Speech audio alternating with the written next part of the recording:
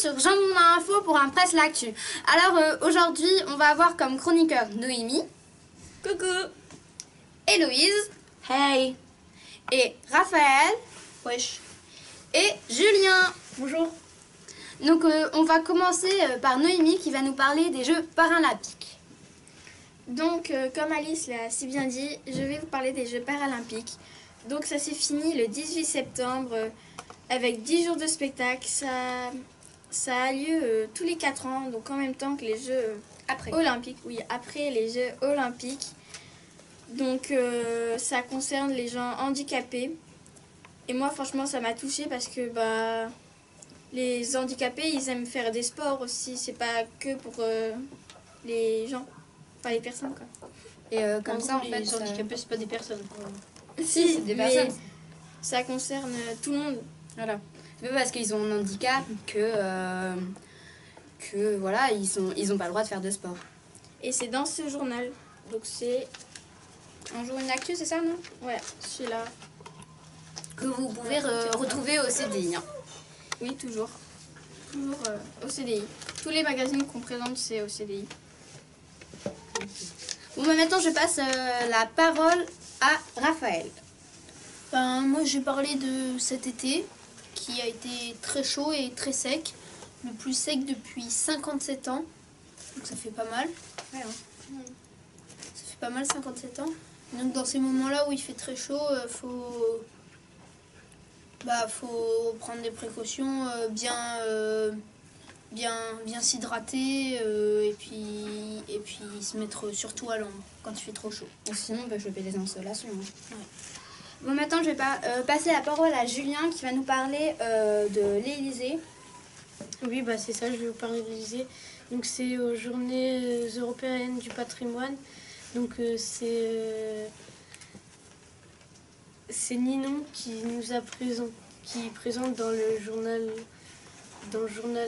Un jour une actu, l'Élysée. C'est le 17 et le 18 septembre, mais ils ont eu une chance de pouvoir y aller le 16 septembre en avant-première. Et est-ce que tu pourrais faire mieux voir le journal, s'il te plaît? Ou l'article que tu as trouvé, en fait? Voilà quoi. Ah ouais, en fait, elle a vraiment tout visité. Hein. Oui, voilà. Elle a vu un peu tout ce qui se passait à l'Élysée. Elle a même été à la place du chef de l'État et tout ce qu'il a. Elle a la chance. Hein. C'est ça. Je te laisse la parole. Merci. Alors maintenant, on va parler d'un truc un peu moins gai. C'est avec Héloïse. Elle va nous parler de malgré les bombes, les enfants s'amusent en série. Alors oui, j'ai choisi cet article parce qu'il m'a touchée. Et je trouve que, il y a la guerre en Syrie depuis un paquet de temps déjà, depuis 5 ans je crois. Oui, c'est ça. Et il y a des enfants comme nous tous qui subissent ça tous les jours et pourtant ils s'amusent quand même. Que c'est leur quotidien en fait. Voilà, c'est leur quotidien, ça doit pas être facile. Comme ici où des enfants, c'est comme une piscine pour eux, s'amusent dans un cratère d'obus. Ils sont, ça doit pas être facile tous les jours. Sur la deuxième image, je l'avais lu, ils jouent sur des genres de balançoires fusées, sauf qu'en fait c'est fait avec des morceaux de balles ou de lance-roquettes, un truc comme ça. Voilà, ils essayent de s'amuser mais ils le savent pas, hein. C'est trop triste. Non. Et mon journal, si vous voulez lire l'article plus en détail, c'est Le Quotidien. Qu'on peut retrouver aussi au CDI, bien sûr. Comme tous les autres. Et je suis tombée aussi sur un autre article qui m'a aussi choquée. C'est un pauvre enfant qui, comme on peut le voir, qui s'est pris... qui n'est pas en bonne santé à cause de la guerre et pourtant il a que 4 ans. Et c'est un petit garçon voilà quoi.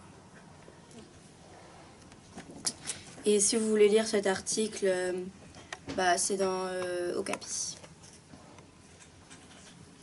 Voilà.